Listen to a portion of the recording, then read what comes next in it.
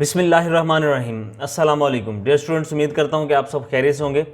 आप पूरी लाइफ में इंग्लिश के 12 टेंसेस पढ़ते आ रहे हैं, मगर आज मैं आपको डिफरेंट वे से टेंस भी समझाऊंगा, पैसिव वॉइस का थोड़ा कंसेप्ट दूंगा, मॉडल वर्ब्स भी बताऊंगा। मगर मेरा बेसिक जो फोकस होगा वो होगा टेंस। तो मैं 12 टेंसेस जो आप पढ़ते आ रहे हैं पूरी ज़िंदगी, उनको डिफरेंट अंदाज से आपको समझाने लगा हूँ।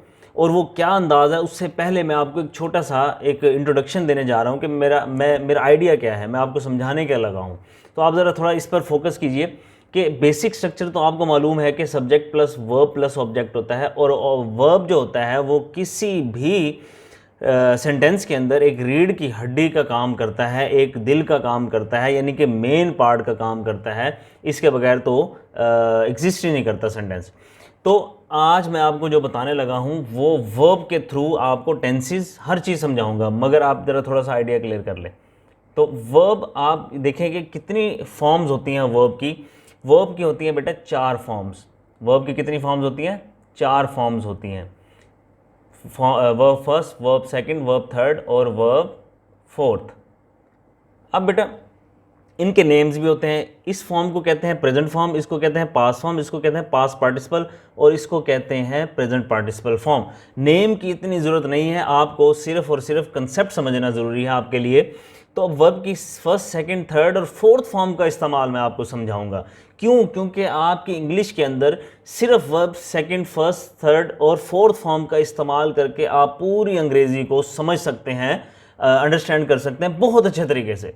इसीलिए मेरी ये वीडियो एंड तक देखिएगा, बड़ी ही दिलचस्प वीडियो है, क्योंकि मैं आपको टेंसेस में उलझाना नहीं चाह रहा, मैं आपको किसी और चीज़ में लगाना ही नहीं चाह रहा कि आप 12 टेंसेस पढ़ें, पैसिव वॉइस पढ़ें, ये सारा कुछ करें। वो एक अलहदा आप पूरी लाइफ पढ़ते आ रहे हैं जब तक आप अपनी अब स्टडी लाइफ में।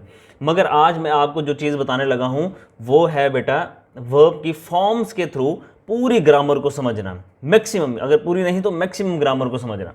अब वर्ब की फर्स्ट फॉर्म, सबसे पहले हम स्टार्ट करते हैं कि वर्ब की फर्स्ट फॉर्म क्या होती है। सबसे पहले हम वर्ब की फर्स्ट फॉर्म से स्टार्ट लेते हैं।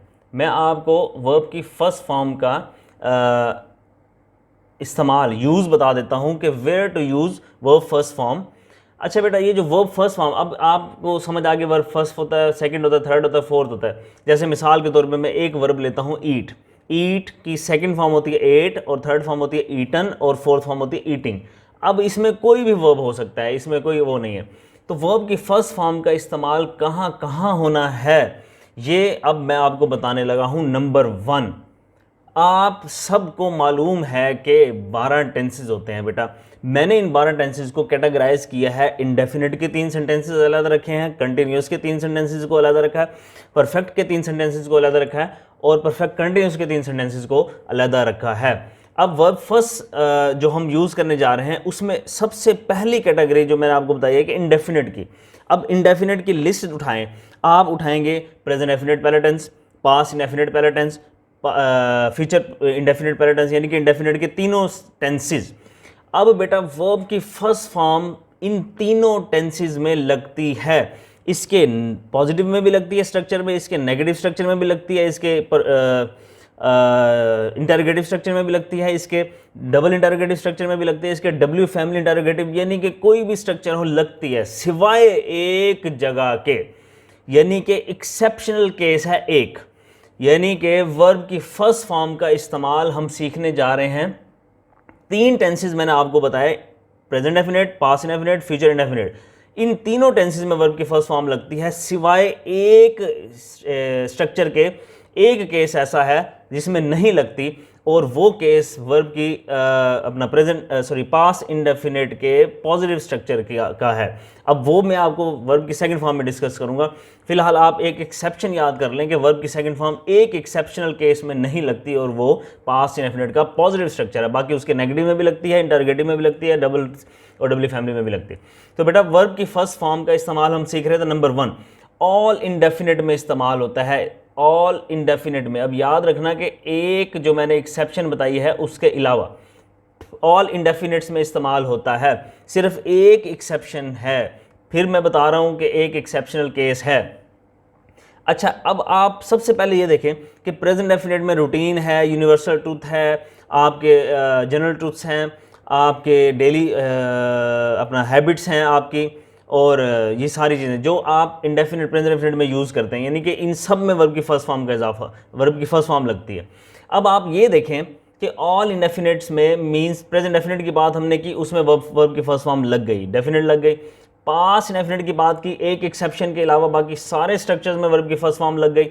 उसके बाद फ्यूचर इंडेफिनिट की बात की, सब में लग गई। मगर आपको मैं इसके हेल्पिंग वर्ब भी बताने लगा हूं कि इनके बाद 110% आपने वर्ब की फर्स्ट फॉर्म लगानी है, और वो है डू, डज, डिड, विल, शैल। बेटा ये हेल्पिंग वर्ब इन तीनों टेंसेस के हेल्पिंग वर्ब है, इंडेफिनिट प्रेजेंट डेफिनिट के, पास्ट इंडेफिनिट के, फ्यूचर इंडेफिनिट के। तो इन हेल्पिंग वर्ब के बाद तो 100% वर्ब की फर्स्ट फॉर्म लगेगी। अब नंबर टू पर वर्ब की फर्स्ट फॉर्म का इस्तेमाल कहाँ होता है बेटा? नंबर टू पर वर्ब की फर्स्ट फॉर्म का इस्तेमाल होता है आपका इन्फिनिटिव्स में, आपका इन्फिनिटिव्स में इस्तेमाल होता है। किस में इस्तेमाल होता है? इन्फिनिटिव्स में। अब बेटा इन्फिनिटिव्स क्या होते हैं? जब हम कोई एक वर्ब इस्तेमाल करना चाहते हैं और वो हम कर भी देते हैं, जैसे I wished to have a new house, तो अब हमने विश लगाया या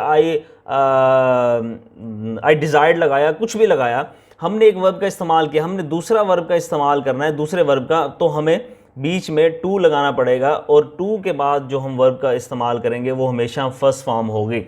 मीन्स कि आप टू के बाद वर्ब की फर्स्ट फॉर्म का इस्तेमाल करेंगे। अच्छा, इन्फिनिटिव में आपने इस्तेमाल सीख लिया। उसके बाद नंबर 3 पर आपने वर्ब की फर्स्ट फॉर्म का इस्तेमाल कहाँ करना है बेटा? आपने मॉडल्स के साथ करना है, यानी कि मॉडल या ऑक्सिलरीज के साथ करना है, ऑक्सिलरीज के साथ करना है बेटा। मॉडल वर्ब्स या ऑक्सिलरीज के साथ करना है, और ये कौन कौन से होते हैं? जैसे can, could, may, might, should, would, ought to में टू आ गया, वो तो सही है। अब ये जितने भी मॉडल्स हैं, इनके बाद आपने कौन सी वर्ब की फॉर्म लगानी है बेटा? वर्ब की फर्स्ट फॉर्म लगानी है। जैसे मिसाल के तौर पे आप कहते हैं कि यू कैन ड्राइव, आप कहते हैं कि आई कैन ड्राइव, मिसाल के तौर पे आई कैन ड्राइव, तो आई कैन के बाद आप वर्ब की फर्स्ट फॉर्म लगाओगे ड्राइव। अच्छा, ये आप इसकी गहराई में हम नहीं जा रहे, मैं आपको सिर्फ आज की वीडियो में सिर्फ ये समझाना चाह रहा हूँ कि वर्ब की फर्स्ट फॉर्म कहाँ कहाँ लगनी है, हम इसकी गहराई में नहीं जा रहे। तो मॉडल के साथ लगेगी, ऑक्सिलरीज के साथ लगेगी।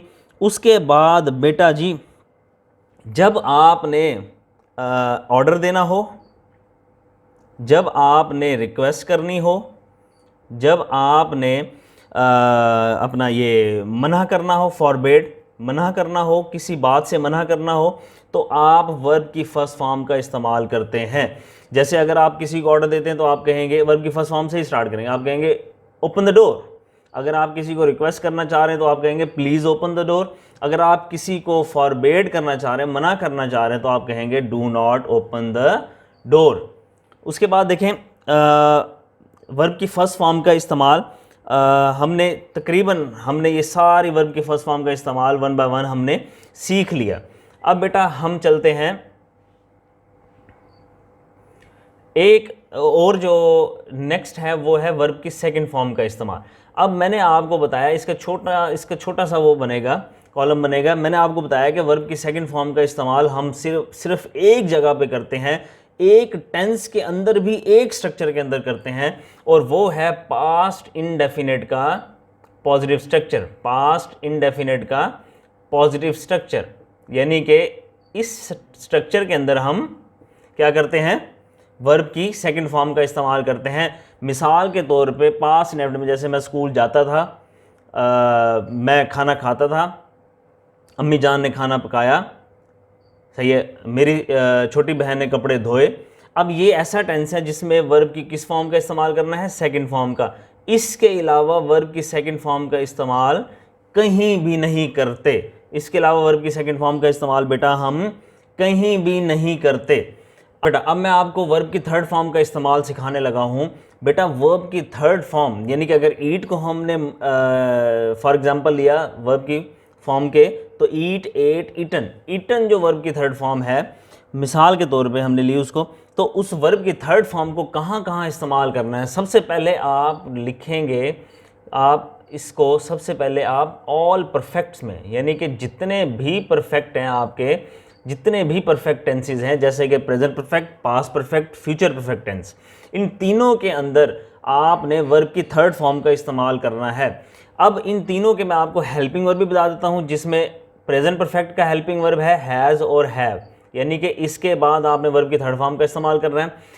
पास्ट डेफिनेट, पास्ट परफेक्ट का मैं आपको बता देता हूँ अपना ये हेल्पिंग वर्ब वो है हैड। अब मैं आपको बताता हूँ फ्यूचर परफेक्ट का हेल्पिंग वर्ब वो है विल हैव और शैल हैव।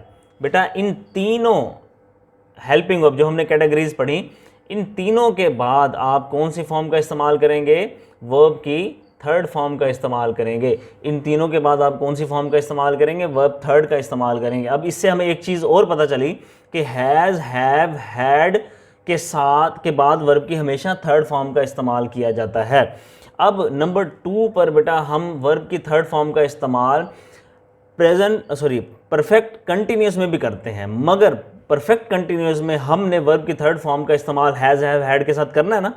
तो हैज़ आए, हैव आए, विल हैव आए, शैल हैव आए या हैड आए, हमने थर्ड फॉर्म लगानी है उसके बाद, उसके बगैर गुजारा नहीं है। तो हमने एक स्पेसिफिक फॉर्म बना ली है बीन।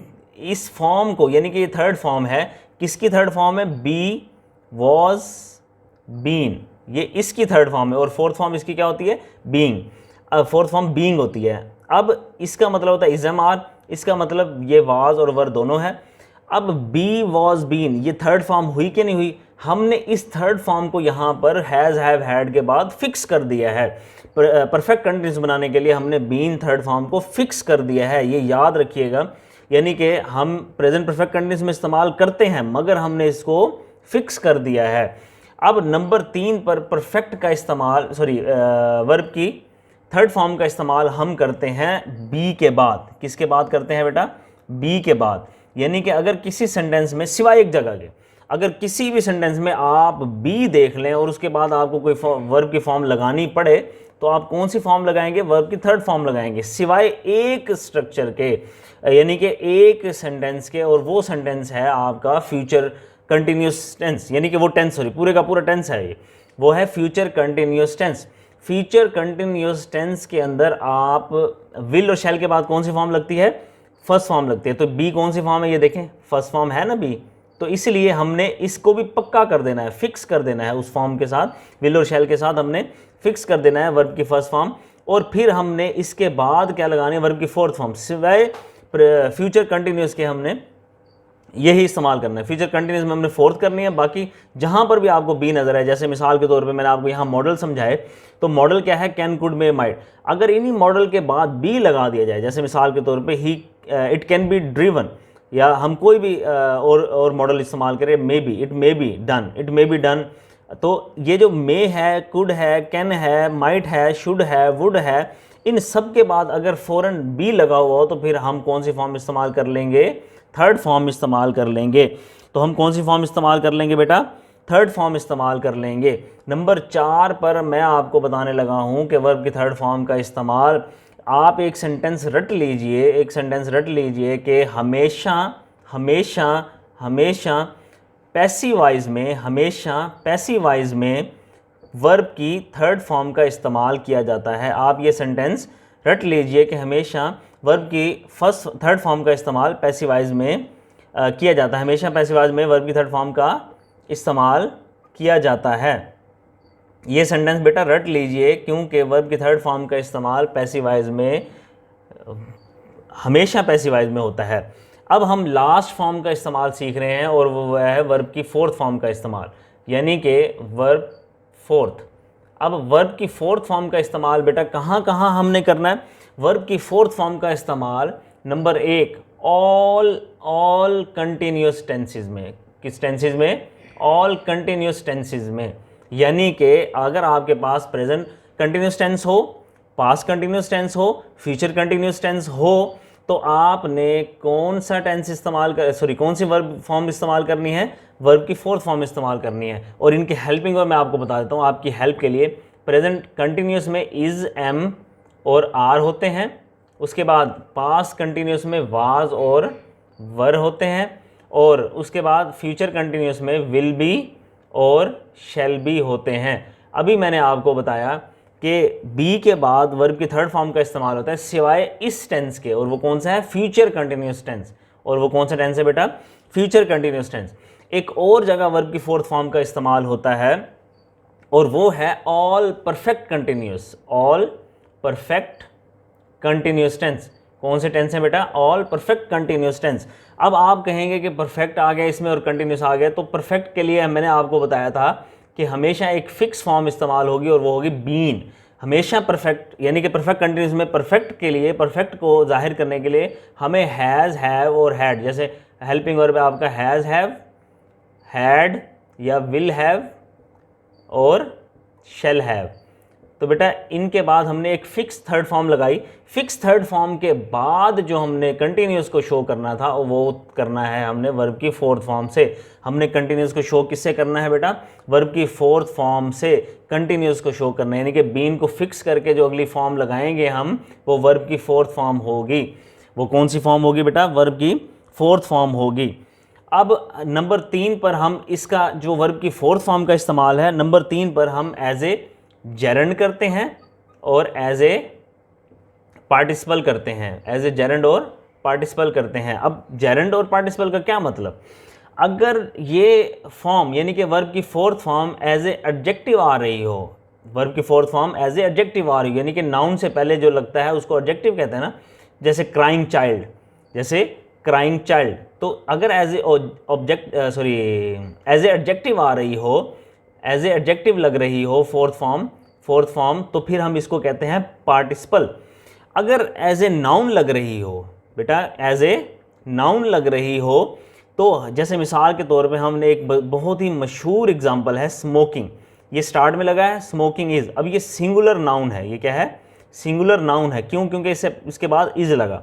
अब ये बतौर सब्जेक्ट इस्तेमाल हो रही है, मीन्स के सब्जेक्ट हमारे या तो नाउन होंगे या प्रोनाउन होंगे। तो स्मोकिंग क्या है? ये एज ए सब्जेक्ट इस्तेमाल हुआ है। सब्जेक्ट इस्तेमाल हो रहा हो या ऑब्जेक्ट, नाउन या नाउन इस्तेमाल होता है।